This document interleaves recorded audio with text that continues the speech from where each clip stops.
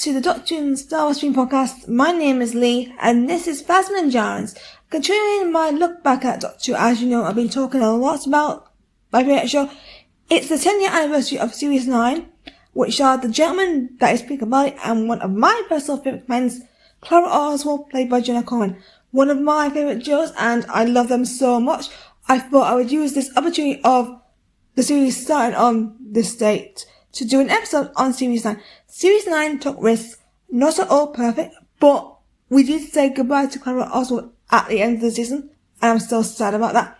I'm here to share my thoughts on this season that is kind of a bit of a journey for myself. Before I begin, credits to Jesse Ramans has now began being released, so if you missed the first 2 episodes of the series so far, I will put the link in the description down below. Let's start with Series 9. I respect that they went for a risk, but they never strayed away from classic Moffat.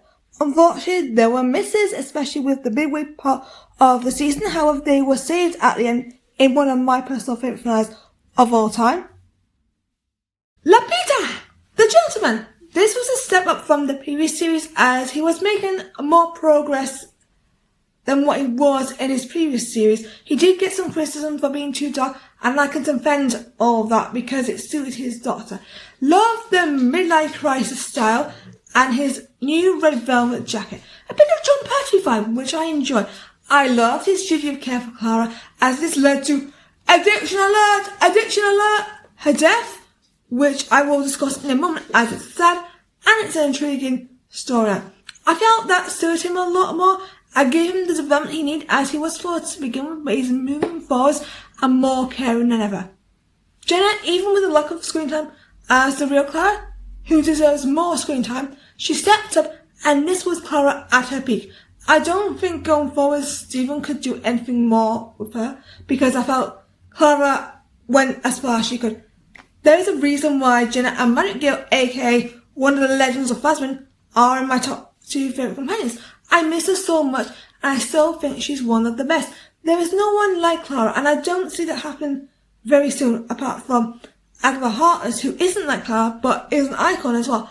Clara's too original to be compared to anyone else, and that's why I love her. I like the fact that Clara has an addiction to travel and being a hero, which causes her demise in Face the Raven. She isn't given clear instructions and takes the chronic of Rixie and ends up losing her life because of her recklessness.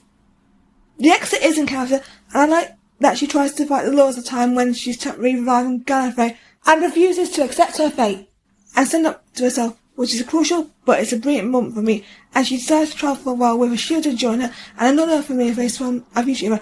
Won't say who it is, but it is in one of the Target novels, so if you want to find out, please read one of those novels. I'll probably put the link in the description down below for which one. She is a good match to the group because she actually fits what Clara and her shows are and what they're trying to do. Michelle Gomez returned as Missy, and she was good. Not as strong as she was last season, but still important and had some classic lines, and I really enjoyed a lot of them. The unit for me, unfortunately, will often struggle with the politics episodes, and I prefer it when they take on any visions than the Zegons, as they're more capable there. I don't know why, but I prefer what they did in the Power 3, as that remains my favourite unit story. Asherda was played by Maisie Williams. Not a favourite of mine, but Maisie did a great job and should be proud of her performance. I loved her resolution to us as she becomes a friend of Clara's, and honestly, I would gladly want to follow them on their own adventures. The Harvey trilogy is a major hit for me. I love this arc. There's consequences, drama, emotions. It's so brilliant, and I'll go into that more in a bit of more detail later on, so stay tuned. Time Lords, as usual, are going to be a pain and annoying. And once again, they're a pain and annoying. There is still the hatred of how they treat the Doctor for me, which is why I find them memorable. Sophie Stone and Bethany Black made history in 2015 as the first step and trans actresses to start on the show, and that's a victory that will take years to replicate, but luckily in 2025 others have joined Sophie and Bethany, so that's brilliant. Jonathan Wade and Morgan Christie stood out as guest cast. A big fan of Rixie. I love his matureness that had grown from Flatland, as he was a troublemaker then, so for him to try and change his life with a child is a win. Robbed of that deleted scene of him being upset and comforted by Jen, played by Naomi Aki, who Star Wars fans may remember from Star Wars The Rise of the Skywalker. That would have been a great character moment for Rixie. Marvin did a great job, and I'm sad that her character O'Connor was killed off, but her scene as a ghost is so important as that creates a new romance for her crewmates, and that's important for me. Murray Gold always delivers, and he brought some unique tracks. He may have been on the show for a long time, but he always goes bigger and better, which should be a testament to what I think a certain executive producer and writer could use going forward than a box of nostalgia. Simmer the nostalgia down and busters out some newness. We need this Doctor Who. Sonic sunglasses, let's chat about these bad boys. People say it's cringy, but I say, Daddy cool, Daddy cool, and it's a cool addition to the show. It suits 12, I love the star, and it fits his rockstar persona, and I'd rather have that than something that is generic, which genericness is something that maybe Doctor Who might need to look at fixing ASAP. Luckily they kept the Sonic glasses after the series, and it may not have been used as much once they brought back the Sonic screwdriver. It was never forgotten from the show, and it shouldn't be abandoned if they take a risk, as Doctor Who should now be dependent on risks. I want to bring in She Gatwa's second season for a second, as I want to explain something. A little analogy, if you will, my friends. Both at opposed ends of the spectrum, but one thing in common. Both political stories failed for moi. What I mean by opposite ends of the spectrum, Series 2 had a huge strong start, but in their second half, after the major hit of the story and the engine, they failed to make the impact it desperately needed, and unfortunately have consequences going forward because of these errors. Series 9 had a mixed first half, then the first part of the second half wasn't great for me, but luckily Sarah Dodd on her debut charged ahead with Face the Raven, then the Moff took a risk and scores one of the best episodes, in my opinion. Let me know in the comments if you're a fan of Heaven Sent. We'd love to know why. Then he rounds it off with another hit, Hellbent, and it may not be as high as the previous episode, but it's grown on me, and it's the perfect resolution with one of my classic complaints at the time was, not at Tecton, you've been spared for once, Tecton. It's Rassilon for once.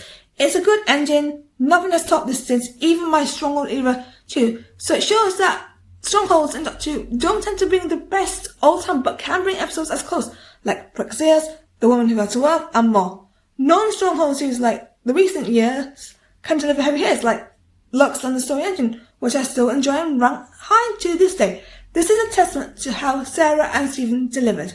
Let's talk about how the series worked and my thoughts on the episodes. It was a mix of two parts, one pair of stories linked towards one character, Ashoda, an experiment standalone, and a 3-part finale.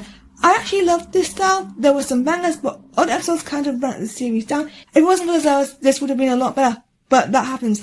I want to do a section for Heaven Sent, as it's part of the Hybrid trilogy, and I really love that arc.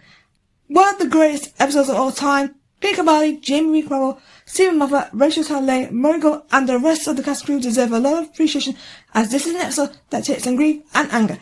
Different to It Takes You Away, which is an episode that I love and I feel is underrated. An underrated gem, but Heaven Sent is still iconic for being a 100 episode and taking a risk in the penultimate episode and still delivering years later. I hope you enjoyed this episode on season 9. I love revisiting this series. What do you love about series 9? Comment down below on this channel or at Fast2 on social media. I will be celebrating Black History Month in the next episode, so it's going to be a good one, and I'm going to be sharing some of my black heroes from on and behind the scenes, so expect me talking about Shooty Gatwa, Stephen Akinola, Elliot Ellams, Reem Ashwin, and more. What do gymnasts Conor McLean, Charlize Jones, and John Charles have in common? Yes, they're gymnasts, and once again, it's a bit of a chronic twist. Thank you for listening, and I'll see you in the next episode. Goodbye, everyone. Thank you for listening to the podcast. Subscribe to Phasma and Jarrins and stay tuned for more podcasts. See ya!